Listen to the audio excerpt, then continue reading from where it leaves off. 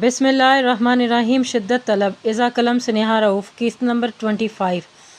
कल सुबह दुरैद इनके उठने से पहले चला गया था क्योंकि थाने से फ़ोन आया था। परवीन की लोकेशन ट्रेस कर ली गई थी, लेकिन हालात कुछ भी हो सकते थे, इसलिए इसने रुबाशा को उठाकर कहा था कि वो वक़्त से चली जाए और ड्राइवर को ख़ास ताकीद की थी। रुबाशा ने सुना था या नहीं, क्योंकि वो गनूदगी में सिर्फ सनहा में हिलाक गई थी। जब उठी तो 11 बज रहे थे। वो हैरान हुई, इतना कैसे सो सकती थी। दुरैद के मुताबिक इसे 10 बजे ही चले जाना चाहिए था, लेकिन वो अब तक वहीं थी क्योंकि इसने जाना ही नहीं था।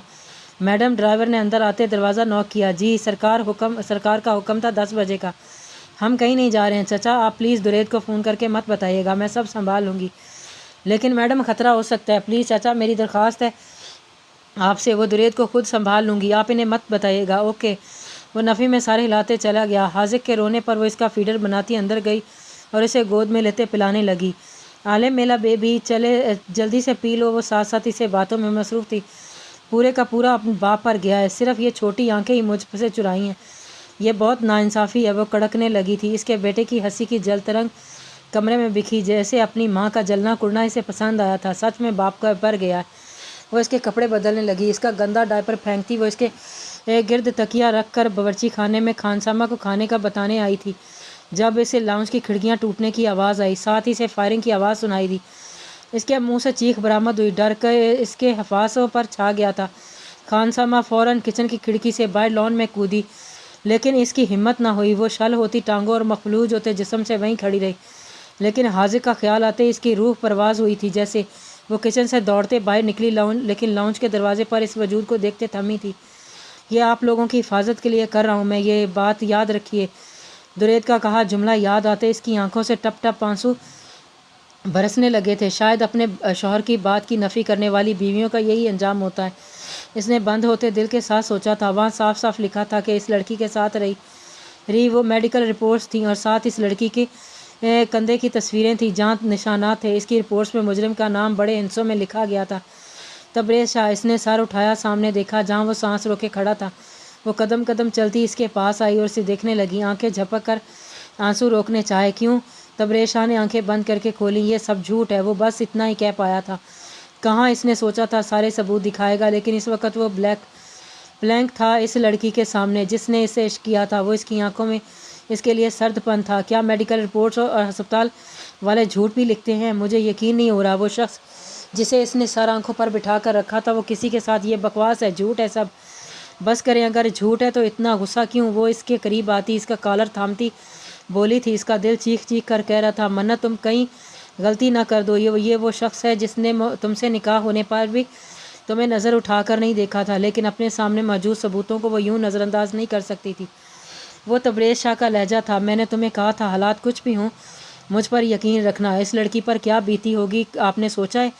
आंखों से गर्म स्याल बहने लगा था। उफ मन्नत, मैं सब समझा दूंगा तुम्हें अगर आपका बदला मुझसे ले लिया गया और मेरी इज्जत। मन्नत, तबरेज़ शाह का हाथ एक बार आज फिर उठा था, लेकिन हवा में रह गया था। वो औरत इसका ज़ब्त बुरे तरीके से आजमाती थी। मन्नत ने सर उठाकर इसे देखा। बेयकीनी ही बेयकीनी थी। फिर वो मुस्कुरा पड़ी थी। तबरेज़ शाह ने मुट्ठियाँ बीच कर खुद पर कंट्रोल किया था। मुझे सिर्फ एक बात का जवाब दे, कौन सा तबरेज़ शाह असल था, पहले वाला या ये वो जो मुझे हर सर्द गर्म से बचाता था, या ये जो मुझ पर हाथ उठाता है? हाथ उठाया नहीं है मैंने। अपने अल्फाजों पर गौर करो और खामोश हो जा। क्यों खामोश हो जाऊँ?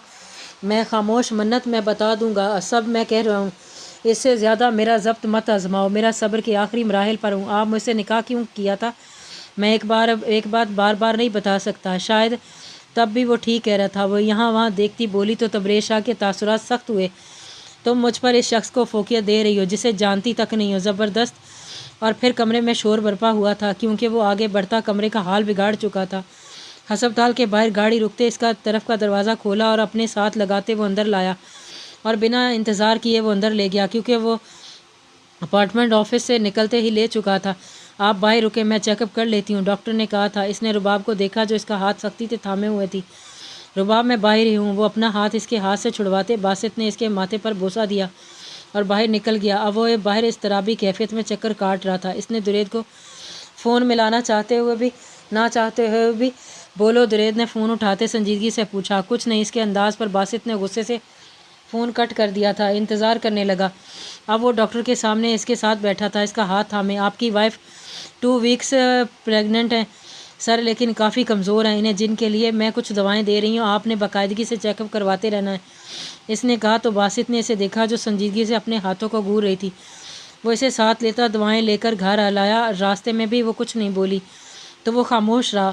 اسے بیڈ پر بٹھاتے وہ اس کے سامنے بیٹھا اور اس کے ہاتھوں کو تھامے اسے دیکھا جو ہونٹ کاٹ رہی تھی۔ کیا ہوا، خوش نہیں ہو؟ رباب نے نم آنکھیں اٹھا کر اسے دیکھا۔ مجھے سمجھ نہیں آ رہی کیا؟ باسط کو اس کا رویہ سمجھ نہ آیا۔ میں کیسے یہ ذمہ داری؟ وہ پھر اس کی بات سنتے وہ گہرا سانس بھر کر رہ گیا۔ تم خوش قسمت ہو رباب، رب العالمین ہمیں ہماری اولاد سے نواز رہا ہے۔ لوگ ترستے ہیں اس نعمت کے لیے، ہماری اور ہمت رب خود ہی پیدا کر دیتا ہے۔ رباشا کو نہیں دیکھا اس نے کیسے خود کو اکیلے سنبھالا، سب کیا تھا، تم بھی کر سکتی ہو، اور میں ساتھ تو ہوں تمہارے۔ آپ خوش ہیں؟ تمہیں کیا لگتا ہے؟ باسط نے کھینچ کر اسے قریب کیا اور حصار میں لیا۔ میں نہیں جانتی، وہ دھیمے سے بولی اور اپنا چہرہ اس کے سینے میں چھپایا۔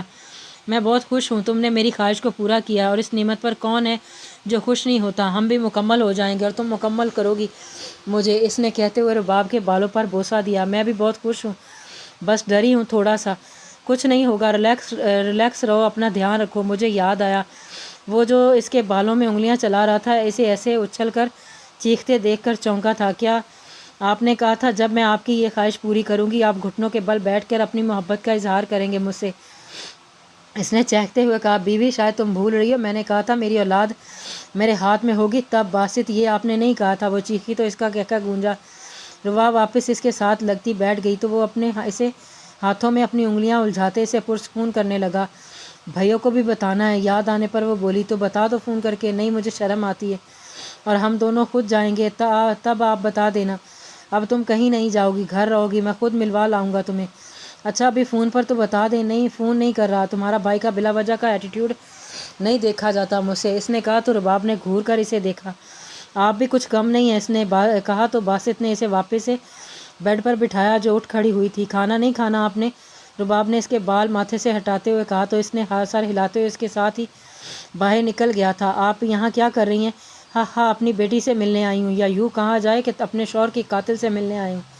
اس عورت کے آدمی ہاتھوں میں ڈنڈے اور 2 نے گن تھام رکھی تھی، پورے لاؤنج میں پھیلے تھے۔ میں قاتل نہیں ہوں، چیخی۔ یہ تو مجھے پتہ ہے نا، تمہارے شوہر کو کافی محبت ہے تم سے، اسی لیے آج تھانوں کی کسی فائل میں رباشا حق کا نام نہیں ملتا، اور سنا ہے ایک اولاد کو جنم دیا ہے۔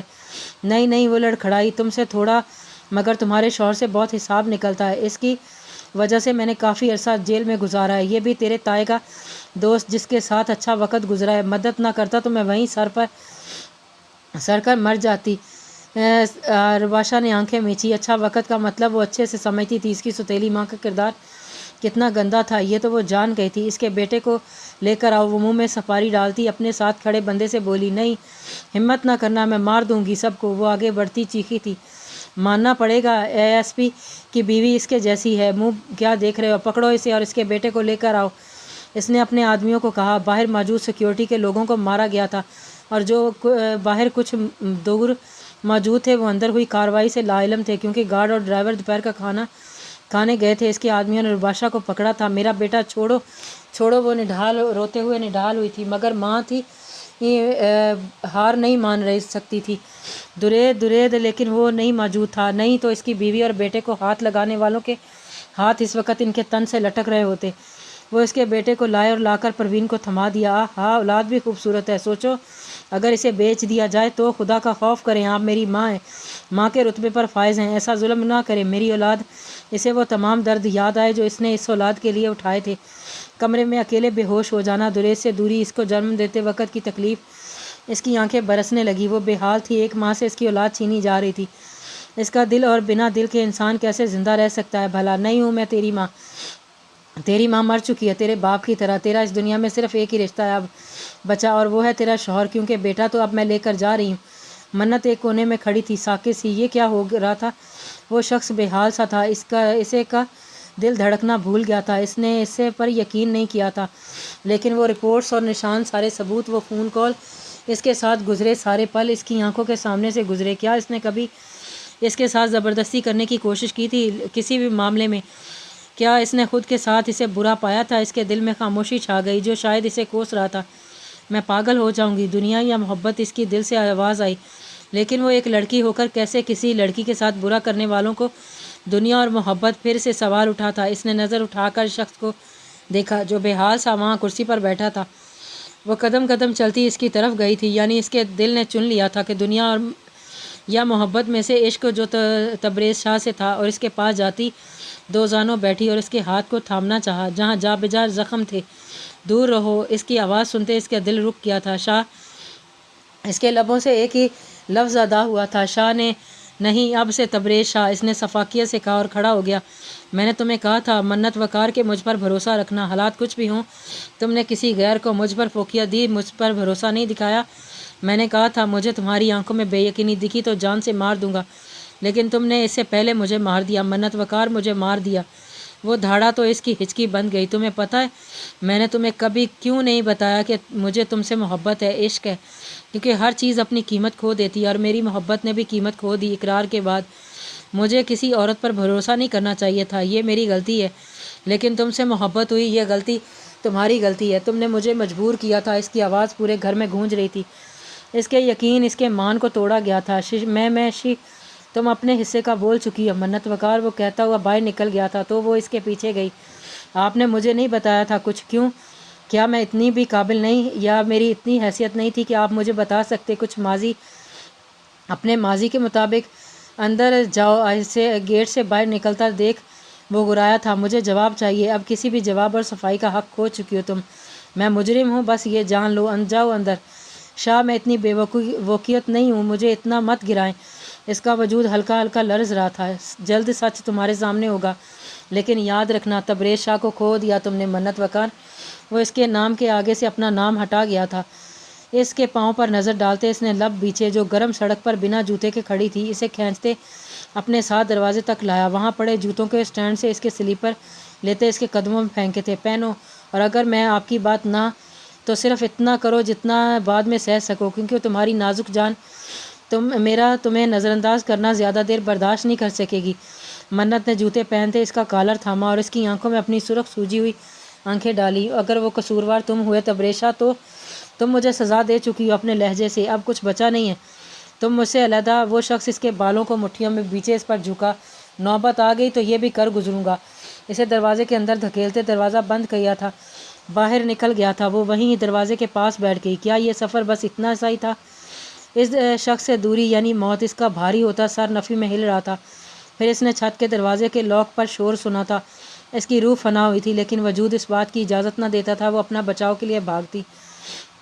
بند آنکھوں سے اس نے کچھ آدمیوں کو سیڑھیوں سے نیچے اترتے لاؤنج میں اس کے سامنے کھڑا ہوتا محسوس کیا تھا۔ پھر اس گھر منت اور تبریز شاہ کی جنت کا نقشہ بدل دیا گیا، ہر چیز کو توڑ دیا گیا تھا، اور وہ لفظ تک نہ بول پائی تھی۔ آخری بار اس کے اپنے بال کسی کی گرفت میں محسوس کیے تھے جو اسے نہ جانے کیا کیا بک رہا تھا۔ وہ گرفت نہ تھی جو تبریز شاہ کی غصے میں بھی ہوتی تھی، یہ سخت تھی، بے حد سخت۔ شاید تمہاری غلطی کی سزا اب تمہاری بیوی بھرے۔ ہماری جنت بکھر گئی۔ آنکھوں سے آنسو ٹوٹ کر دامن پر گرا۔ اس کا سانس اکھڑنے لگا۔ شاہ میں منت وقار نہیں، منت تبریز شاہ ہوں۔ سب بکھر گیا اور تم بکھر گئے، ہمارا گھر بکھر گیا اور منت بکھر کر ٹوٹ گئی۔ جاری ہے۔